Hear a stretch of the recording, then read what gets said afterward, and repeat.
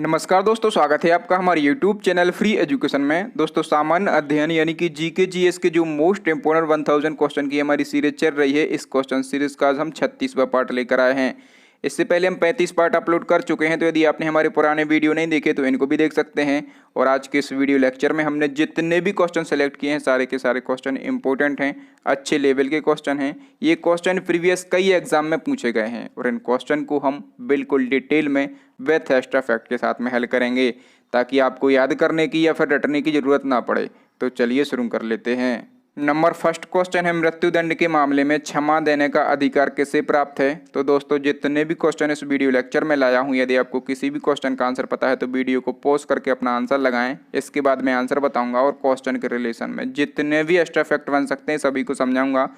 देखिए, मृत्युदंड के मामले में क्षमा देने का अधिकार जो है ये राष्ट्रपति को प्राप्त है, तो इस क्वेश्चन का बी ऑप्शन सही हो जाएगा। देखिए दोस्तों, एक आर्टिकल है, एक अनुच्छेद है, ये आपको याद रखना है, अनुच्छेद 72, ठीक है। और अनुच्छेद 72 में राष्ट्रपति की क्षमादान संबंधी शक्तियों का वर्णन किया गया है।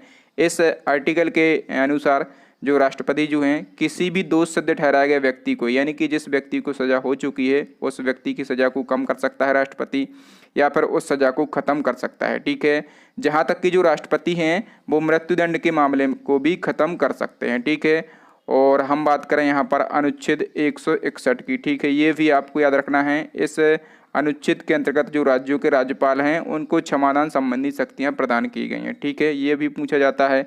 लेकिन दोस्तों, आपको याद रखना है कि जो राज्यपाल होते हैं, ठीक है, जो राज्यपाल होते हैं वो मृत्युदंड को खत्म नहीं कर सकते, और जो सैन्य न्यायालय में सजा दी गई है उसमें कोई हस्तक्षेप नहीं कर सकते, ठीक है। तो ये दो फैक्ट भी आपको याद रखना है कि राज्यपाल को क्षमादान संबंधी शक्तियां प्रदान की गई हैं अनुच्छेद 161 के द्वारा, लेकिन जो राज्यपाल हैं ये मृत्युदंड के संबंधी जो दंड दिया गया है इसमें हस्तक्षेप नहीं कर सकते, और जो सेना न्यायालय में जो व्यक्ति को सजा दी गई है उसमें हस्तक्षेप नहीं कर सकते। नंबर सेकंड क्वेश्चन है, प्रथम विश्व युद्ध यानी कि फर्स्ट वर्ल्ड वार कब समाप्त हुआ था। तो देखिए दोस्तों, जो फर्स्ट वर्ल्ड वार है ये 11 नवंबर 1918 को समाप्त हुआ था, तो इस क्वेश्चन का सी ऑप्शन सही हो जाएगा। मैं आपको सारे फैक्ट बता देता हूँ।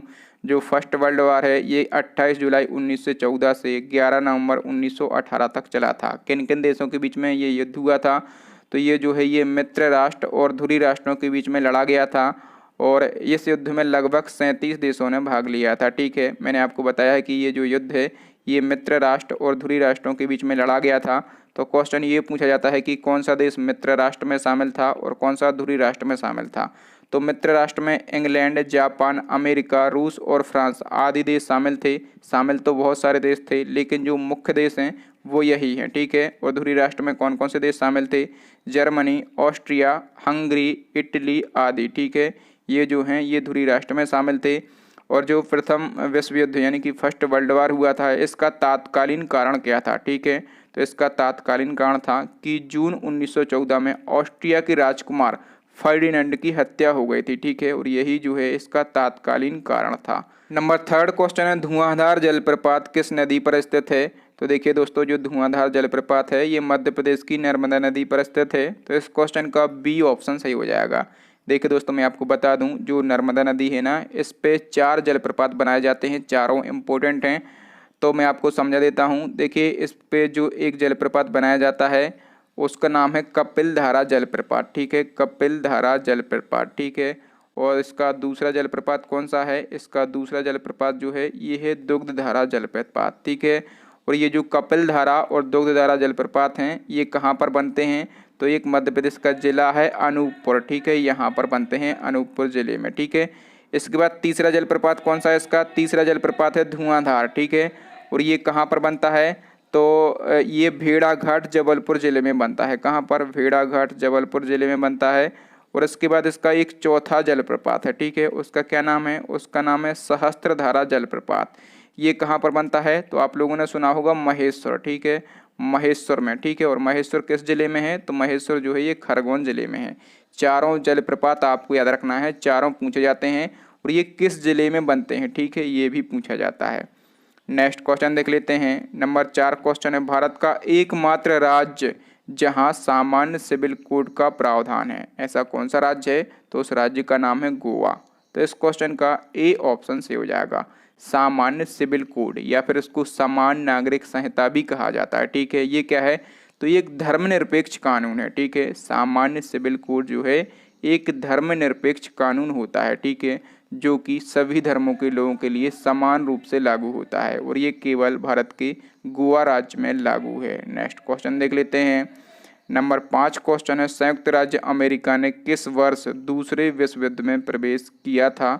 तो देखिए दोस्तों, जो सेकंड वर्ल्ड वॉर हुआ था ये कब से कब तक चला था? तो ये जो है 1939 से लगाकर 1945 तक, टोटल 6 वर्षों तक चला था।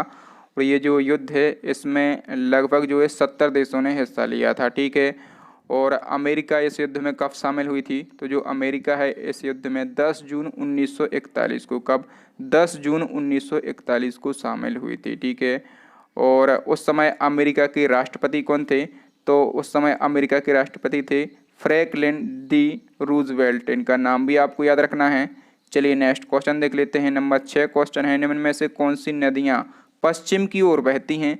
तो देखिए पश्चिम की ओर कौन कौन सी नदियाँ बहती हैं? 2 नदियाँ बहती हैं, एक तो नर्मदा और दूसरी ताप्ती।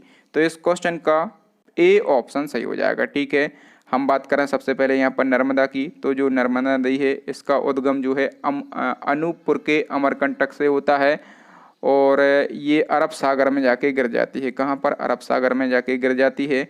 और हम बात करें यहाँ पर ताप्ती नदी की, तो जो ताप्ती नदी है इसका उद्गम जो है बैतूल जिले के, ठीक है, बैतूल जिले के मुल्ताई से होता है और ये भी कहाँ पर गिर जाती है? ये भी अरब सागर में जाके गिर जाती है और दोनों नदियाँ जो हैं ये पश्चिम की ओर बहती हैं। नेक्स्ट क्वेश्चन देख लेते हैं।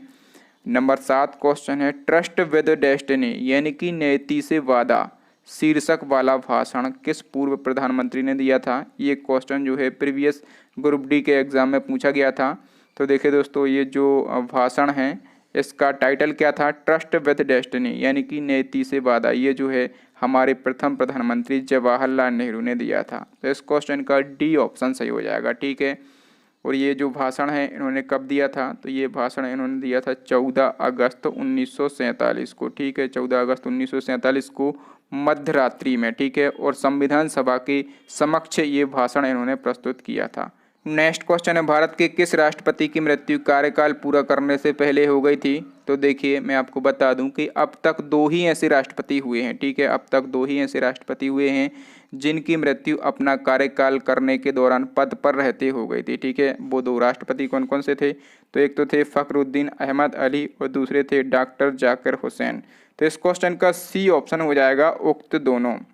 नेक्स्ट क्वेश्चन है, एनोस्मिया कहते हैं। तो देखिए मैं आपको बता दूं, जो घ्राण संवेदना में कमी हो जाती है उसको हम क्या बोलते हैं? एनोस्मिया बोलते हैं। ठीक है, घ्राण संवेदना में कमी से क्या मतलब है कि सूंघने की क्षमता में कमी हो जाती है। ठीक है, और जो एनोस्मिया है ये क्या है? तो एक प्रकार का रोग है। इसमें क्या होता है कि मनुष्य की सूंघने की क्षमता में कमी हो जाती है। ठीक है, इसका मतलब ये है कि जो व्यक्ति इससे पीड़ित होता है वो किसी व्यंजन वगैरह को सूंघ कर उसका स्वाद महसूस नहीं कर सकता। नेक्स्ट क्वेश्चन है, भारतीय संविधान के किस अनुच्छेद के तहत उपराष्ट्रपति का चुनाव होगा? तो देखिए दोस्तों, सबसे पहले तो आपको पता होना चाहिए अनुच्छेद 63। ठीक है, अनुच्छेद 63 के अनुसार भारत का एक उपराष्ट्रपति होगा तथा जो अनुच्छेद 66 है इसके तहत उपराष्ट्रपति के चुनाव की प्रक्रिया का वर्णन किया गया है। तो इस क्वेश्चन का सी ऑप्शन सही हो जाएगा।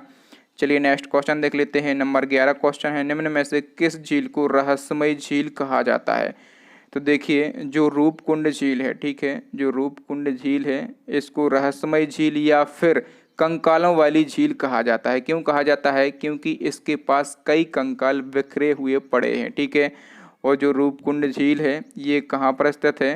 तो ये उत्तराखंड के चमोली जिले में स्थित है। कहाँ पर? ये उत्तराखंड के चमोली जिले में स्थित है। नेक्स्ट क्वेश्चन देख लेते हैं। नंबर 12 क्वेश्चन है, निम्न में से किस राज्य में लोकटक झील स्थित है?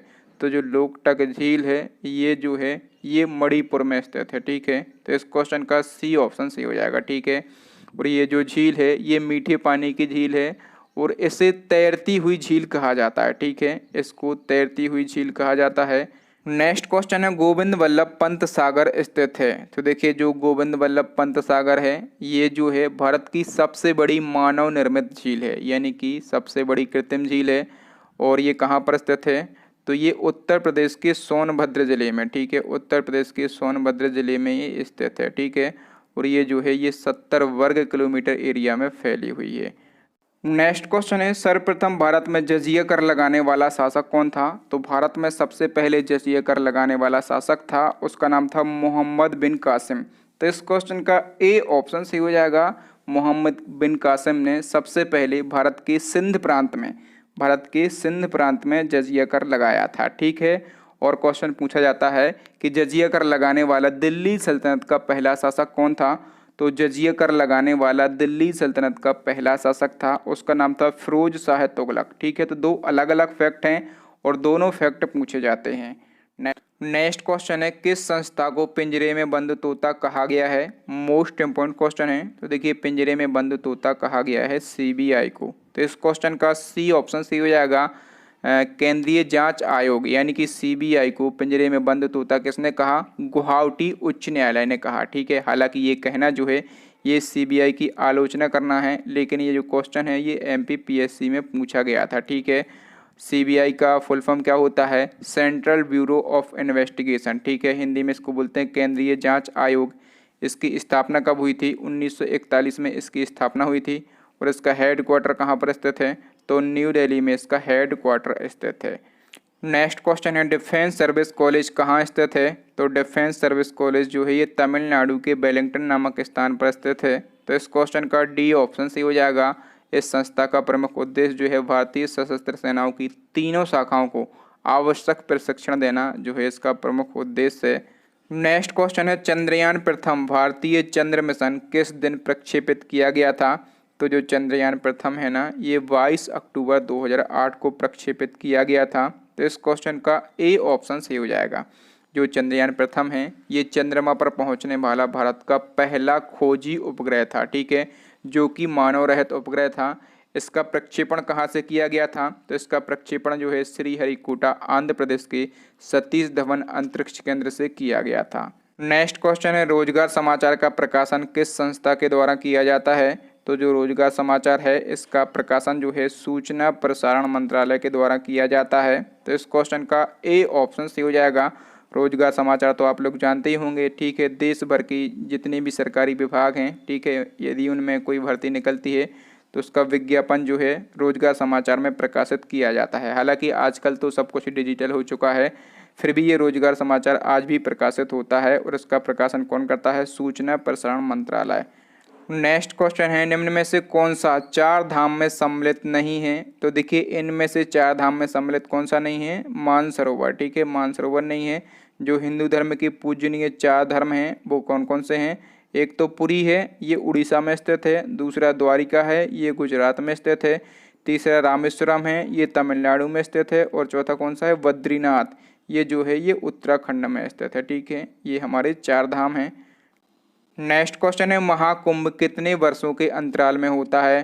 तो जो महाकुंभ का आयोजन है ना, ये 12 वर्षों के अंतराल में होता है। ठीक है। और भारत में यदि हम बात करें कि जो महाकुंभ है इसका आयोजन कहाँ कहाँ होता है? तो हरिद्वार में होता है। ठीक है। उज्जैन में होता है, नासिक में होता है, और कहाँ पर? और प्रयागराज में होता है। ठीक है। इन चार स्थानों पर जो है महाकुंभ का आयोजन होता है। नेक्स्ट क्वेश्चन है, नीति निर्देशक तत्व क्या हैं? तो देखिए जो दोस्तों, जो नीति निर्देशक तत्व है ना, ये कैसे हैं? गैर न्यायोचित हैं। तो इस क्वेश्चन का बी ऑप्शन से हो जाएगा। गैर न्यायोचित, इसका क्या मतलब होता है? देखिए, जो नीति निर्देशक तत्व हैं इनको न्यायालय द्वारा लागू नहीं कराया जा सकता। ठीक है। और जो नीति निर्देशक तत्व हैं इनका वर्णन कहाँ पर किया गया है? तो संविधान के भाग 4 में। ठीक है। संविधान के भाग 4 में अनुच्छेद 36 से लेकर अनुच्छेद 51 तक नीति निर्देशक तत्वों का वर्णन किया गया है। और ये कैसे हैं? ये जो हैं ये गैर न्यायोचित हैं। और हम बात करते हैं मूल अधिकारों की, तो जो हमारे मूल अधिकार हैं ये कैसे हैं? ये न्यायोचित हैं। इसका मतलब क्या है कि इसको न्यायालय द्वारा लागू कराया जा सकता है, या यदि हमारे मूल अधिकारों का हनन होता है तो हम उसको न्यायालय द्वारा लागू करा सकते हैं। ठीक है। मूल अधिकारों का वर्णन कहाँ पर किया गया है? तो संविधान के भाग 3 में अनुच्छेद 12 से लेकर अनुच्छेद 35 तक हमारे मूल अधिकारों का वर्णन किया गया है। नेक्स्ट क्वेश्चन है, पाश्चुरीकरण का संबंध है? तो देखिए दोस्तों, पाश्चुरीकरण का संबंध जो है ये दुग्ध के निर्जलीकरण से है। तो इस क्वेश्चन का ए ऑप्शन सही हो जाएगा। और पाश्चुरीकरण का आविष्कार किसने किया था? लुई पाश्चर ने किया था। नेक्स्ट क्वेश्चन है, आदमी का लालच अपराध का प्रभावी कारण है, यह कथन किसका है? तो देखिए, आदमी का लालच अपराध का प्रभावी कारण है, यह कथन जो है प्लेटो का है। तो इस क्वेश्चन का सी ऑप्शन सही हो जाएगा। प्लेटो को एक और नाम से जाना जाता है, तो इसको अफलातून नाम से भी जाना जाता है। ठीक है, इसको अफलातून नाम से भी जाना जाता है। और ये कौन था? तो ये एक यूनानी दार्शनिक था। ठीक है, और क्वेश्चन आपसे ये पूछा जाता है कि जो प्लेटो है, ठीक है, इसके गुरु का क्या नाम था? तो इसके गुरु का नाम था सुकरात। ठीक है, सुकरात इसके गुरु का नाम था। और प्लेटो के शिष्य का क्या नाम था? तो अरस्तु इसके शिष्य का नाम था। कहने का मतलब ये है कि अरस्तु के गुरु कौन थे? प्लेटो। ठीक है, और प्लेटो के गुरु कौन थे? सुकरात। ठीक है, ये छोटी छोटी सी बातें होती हैं, लेकिन आपके एग्जाम में 1 नंबर जरूर दिला जाती हैं। नेक्स्ट क्वेश्चन है, उपराष्ट्रपति का कार्यकाल पूरा होने से पहले पद से हटाने का अधिकार किसके पास में होता है? तो राज्यसभा के पास में होता है। तो इस क्वेश्चन का सी ऑप्शन सही हो जाएगा। चलिए मैं आपको बता देता हूँ, जो उपराष्ट्रपति होते हैं वो राज्यसभा के पदेन सभापति होते हैं। ठीक है, और उपराष्ट्रपति को अविश्वास प्रस्ताव के द्वारा पद से हटाया जा सकता है। ठीक है, सबसे पहले राज्यसभा को क्या करना पड़ेगा? तो सबसे पहले राज्यसभा को 2/3 बहुमत से उपराष्ट्रपति को हटाने का प्रस्ताव पारित करना पड़ेगा। उसके बाद ये जो प्रस्ताव है ये लोकसभा के समक्ष प्रस्तुत करना पड़ेगा, और लोकसभा जो है यदि इस प्रस्ताव को स्वीकार कर लेती है तो जो उपराष्ट्रपति हैं इनको ये पद छोड़ना पड़ेगा। लेकिन राज्यसभा को इस अविश्वास प्रस्ताव की सूचना उपराष्ट्रपति को 14 दिन पहले देनी जरूरी होती है। ठीक है, ये सूचना देना बहुत ही जरूरी होती है। नेक्स्ट क्वेश्चन है, श्रीमती प्रतिभा देवी पाटिल भारत की प्रथम महिला राष्ट्रपति हैं, हम सभी लोग जानते भी हैं। तो क्वेश्चन आपसे ये पूछा गया है कि ये देश की कौन सी नंबर की राष्ट्रपति थीं?